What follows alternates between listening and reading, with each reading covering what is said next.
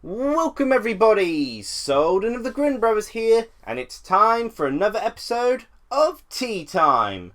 Now then, for today's tea, I've got myself yet another new tea. I'm starting to think I'll need to stop trying out new teas and actually finish off the ones I've got, because I'm running out of room to actually store new teas. In any case though, this is a new tea I've got here with me. It's called Banana Bake. It's a loosely flavoured black tea, and you'll be quite surprised as to what the flavour is. No, you won't. You'll be surprised at some part of it. Robust black tea with hints of vanilla and banana. There's a surprise. It's got vanilla in it as well as banana. Take you away to a picture-perfect winter's day, all snuggled up with a cuppa and munching on a warm loaf of banana bread. Now, I was originally snuggled up with a blanket here before, but I've had to push against the door to try and block some of the sound from the front room. My nephew's here, and so it's gone noisy. In fact, this is actually, I think, like the third time I've tried to record this because my brother kept knocking at the door and I keep having to stop to open the door up. In any case, got my banana baked tea with me, and for today's tea time, it originally wasn't even going to be a tea time. Originally, it was going to actually be recorded gameplay footage. It was going to be possibly a Souldin start, as it were, as I played a demo. However, there's a slight problem with the demo. It was an online demo, and said online demo was for the Nintendo Switch. And a problem that both me and Rafi have had so far with our Switches is that they have terrible internet connection. The only room we really get 3 bars of internet connection is in the very room with the router, which has no TV screen in it. So for this demo, I couldn't record any footage. So instead, I'm having to make this as a tea time instead of a, hey, let me actually show you it whilst I'm playing the game. That is, of course, the Splatoon 2 Global Testfire, which every sort of hour or so, random sort of selected hours, Splatoon 2 servers will pop up and you have to play early matches of Splatoon 2 before the games even come out. And in regards to that, yeah, like I said, I was going to record footage of me playing it, but couldn't. So instead, I'm making this tea time here to share my thoughts on Splatoon 2, whose Global Testfire with my Splatoon 2 impressions. For now, that's the title. I may have come up with a different title by now. I've tried to come up with other titles other than Splatoon 2 impressions, but every time I've tried to think of one, it ended up becoming a pun, and that hurt me. That hurt my very soul. I'm not going to go through that. In any case, the way I went about recording my impressions of Splatoon 2 to get them ready is actually use the 3DS Game Notes feature, which is a feature I think everyone tends to forget. I've only really used it for 2 things prior to this, and that was for bus timetables and to note down how to get like alternative hairstyles in Dead or Alive Dimensions. But I've used the game notepad, and my writing on the 3DS is absolutely terrible because I'm pretty sure the screen and the stylus are so scratched that they just, when I put my stylus down, it never appears where the writing never appears where I put down the stylus. It always appears like a little bit to the right of it. In any case, I'm just going to go through each of my sort of impressions and sort of expand on the sort of like small sort of sentences and words I've jotted down here. First note I made was R-stick odd to use, which kind of looks like here R-stick road to use, but R-stick odd to use, that's an easy one to explain. The Nintendo Switch's R-stick placement is different to that of the Nintendo Wii U. The Nintendo Wii U was, of course, asymmetrical, it was the same either side. And I've gotten used to doing Splatoon with the L and R stick being on the opposite ends. With Nintendo Switch, though, if for starters, it's a more cramped system, but of course, it's gone with a Xbox 360, Xbox One diagonal placement for the L and R sort of sticks. And that makes it just really odd to get used to doing that, because it's not in the same sort of position. Even more odd though is when firing the ultimate, pressing down on the R stick. It really doesn't feel natural, particularly when your fingers are more towards the top of the thing. There's a slight delay, whereas before it was a lot quicker. It's like probably like sub to like half a second sort of difference, but there's a slight delay when you have to think to sort of go, move your hand lower to the R stick, which is on the lower part of the system, instead of just obviously it being at the top. So I found the R stick very odd to use, and whilst I got slightly used to it, I never got fully comfortable with the R stick being on the top of the Nintendo Switch. The gyro works well. that's kind of self-explanatory, but the gyro controls, the motion sensing for the Nintendo Switch works really well, and I'll sort of spoil a little bit. It works well in both the portable and docked modes, using the Nintendo Switch Joy-Con separated, like using them like Wii Remote and nunchucks. Worked really well for the motion sensing, and I got to aim really well, and it's just as good, if not better, than sort of having a Wii Remote. And using in portable mode worked really well as well. Not quite as well as I'd say the Wii U gamepad, slightly, but well, the gyro worked pretty much splendidly. But the screen's a bit smaller, and so it was a little bit more awkward, I feel. But again, that could just be because I'm used to the Wii U gamepad, and it's still, top of the throne as my favourite video game controller. But yeah, the gyro works really well, which is one thing I am really happy about. I am actually a roller user. I stuck with basically the basic roller model with a sticky bomb throughout my entire time playing Splatoon, pretty much. I dabbled in a few other weapons, but never felt as comfortable with them as the roller. So of course I went with the roller the entire Global Testfire. But my next note is that I'm not a fan of roller's new jump attack. And the thing is, the way they do the jump attack is, instead of swinging horizontally, where the splat's a horizontal splat and sort of has a wide sort of ink splat to it when you do a jump attack in the original Splatoon. Now, the roller in Splatoon 2, there's a long vertical sort of attack, which is great for running away, but it doesn't cover much room and rarely hits them. I only really managed to get a couple decent kills. It's nice that I've got a bit more range with the roller, but that's what the sticky bomb is for me. I really feel that it'd be nice if different rollers changed up how they'd do that. Like maybe there'd be a roller which gave me the wide coverage that I'd long for again. Because not a fan of the vertical thing, but there was a pretty epic moment where someone was using the Ink Julie's jetpack ultimate and sort of flying up in the air, and I was able to jump up and swing the vertical, use the jump attack with the roller and kill them in the air, and that is, splat them in the air. And that is one of the most satisfying ways to take out someone in Splatoon 2. Of course, it's early game, so there may be even more satisfying ways. I'd love for that to be the case. Further Splatoon 2 impressions? Getting the map up is odd.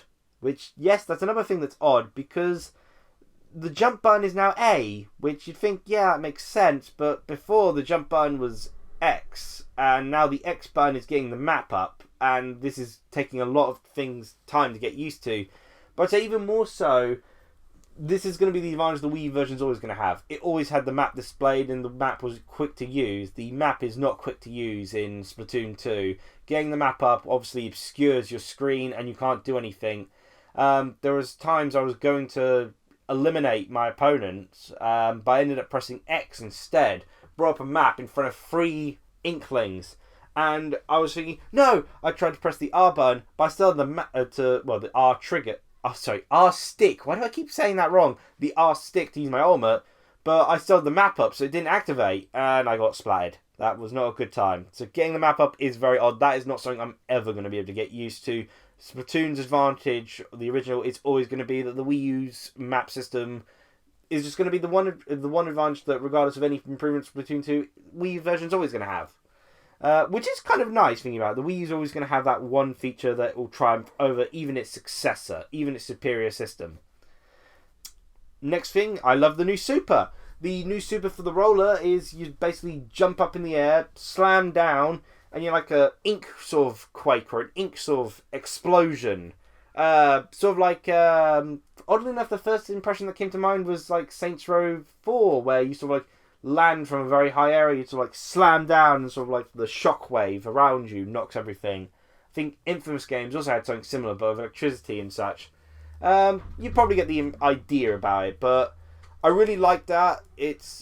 I'm kind of, I do miss the killer whale in a sense, because I liked being able to just rack up my ultimate and sort of kill him from a distance. On certain stages, it just worked marvellously, and certain stages, there was nowhere for him to run.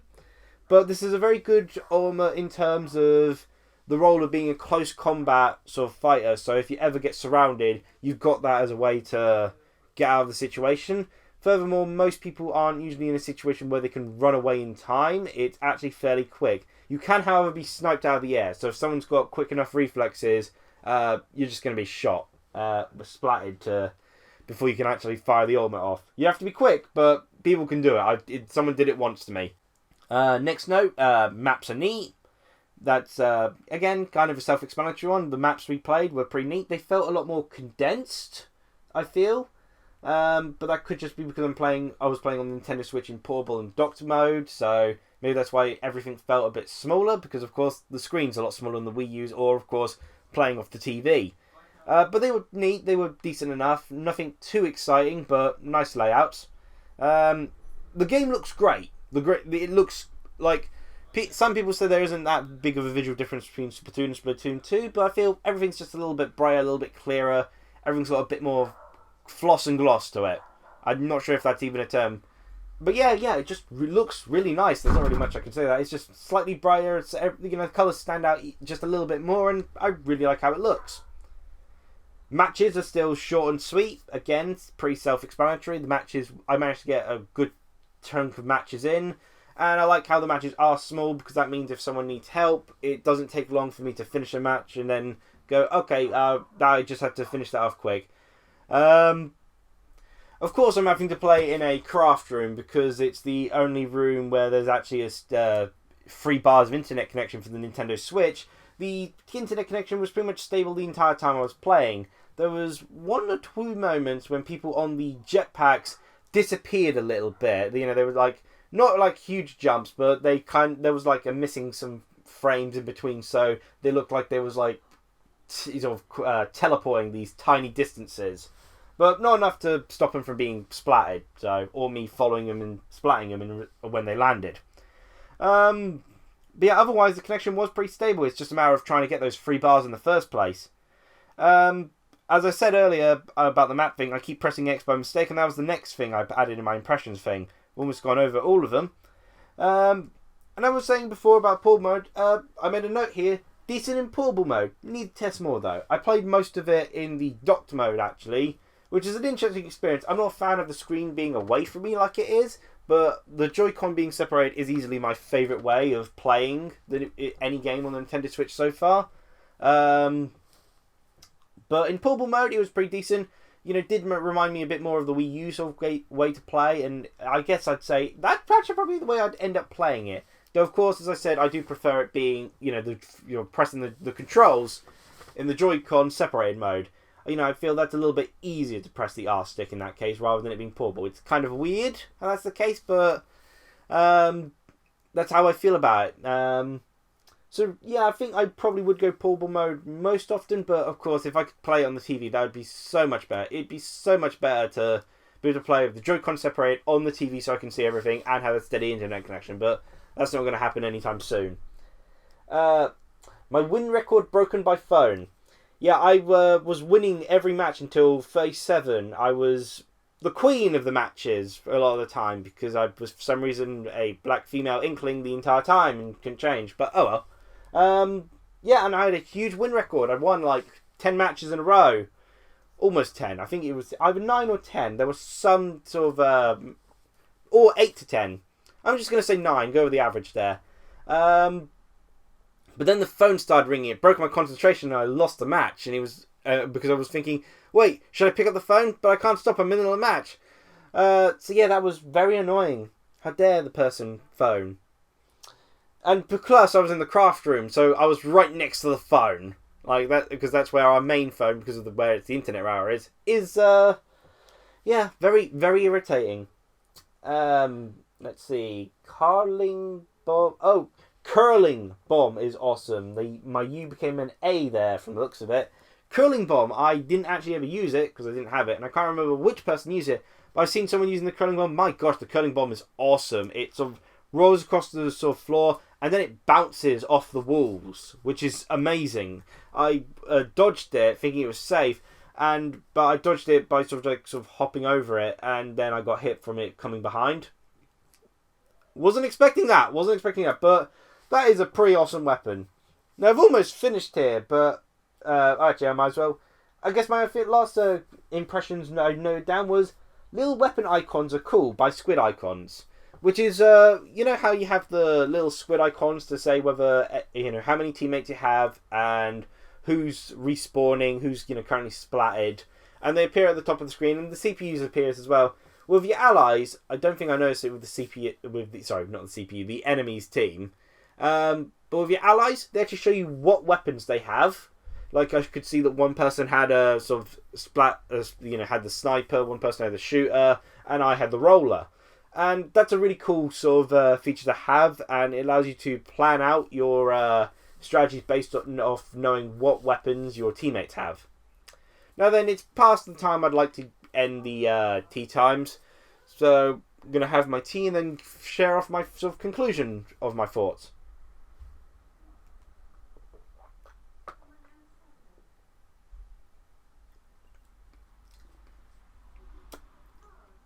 That's actually really nice, yeah.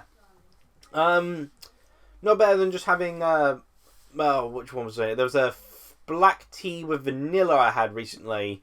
I think anyone who's watched some of my more recent tea times will probably know of it.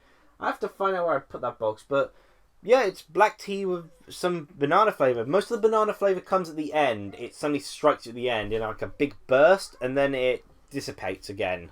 It slowly builds up, then boom! And then it just completely disappears. A little bit cold. I should have started drinking this earlier.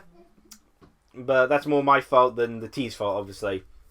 Milk, could do with slightly less milk, I'd say, next time. It got milky very quick, despite only adding a decent amount, but not too much. Usually add more milk to my teas to make it milkier. But yeah, banana bake, decent tea, I recommend it. I think next time I'm going to have a toffee tea I've got. And then, for my third tea time of the third tea time after both the banana bake and the toffee one, I've got a very special tea to try out then. In any case, Splatoon 2 impressions. It is really good. I think in terms of the pure game mechanics, it feels like it could be better than the original Splatoon. But at the moment, the case of the controls is what's holding it back. And it could possibly be also the manner of which I'm playing. But I feel that the Wii U just felt better in terms of how to control it and, what to use for it. The game feels a lot faster. Like, it's so fast that I couldn't even take screenshots in time, which is kind of annoying. Given how fast the Nintendo Switch's screenshots are, that's impressive. The game's fast, it flows very smoothly, the new weapons and such are cool. It definitely is a sequel. Some people said it looked more like a 1.5 sort of remaster sort of thing, but no, it's definitely a sequel. It's got enough new sort of little twists to it, and it feels a very solid game. That said, I am in no rush to get it because of the manner of which I'd have to play it. It didn't convince me that I'd be okay sitting in a craft room playing this in portable mode all the time. It does strike me as, I can wait for Christmas for this. There's no rush, really. Which is a shame, but again, that's the flaw of the Nintendo Switch's poor internet connection. And as well as the fact that the Wii U's gamepad is still, in my opinion, the superior controller to just about everything. And so, obviously, if it was on the Wii U, of course, this is just hypothetical. But in terms of if it had the Wii U's gamepad as a control method and I could connect online, that would make it an instant purchase for me. But in this case, as good as it was, it's got the slight sort of things holding it back from me having it as a day one purchase. But that's not anything I'm worried about because tons of people are going to purchase day one. Splatoon 2 is going to sell incredibly well. And I'll just put it on my Christmas list, get it then. So yeah, those are my thoughts on Splatoon 2. Really fun, but not enough to, given the sort of circumstances of the Nintendo Switch for me, not enough to convince me of a day one purchase, but definitely putting it on my Christmas list now. And I'll look forward to eventually getting around to play it. Hopefully everyone else won't have gone so good that they'll slaughter me. I mean, I'm at a slight disadvantage because I'm, rather than in a comfortable little room, I'm instead stuck in the craft room playing it. But, So I hope you enjoyed this tea time. Feel free to share your thoughts of Splatoon 2, and if you happen to have ever tried it, banana baked tea. Cheerio, everyone!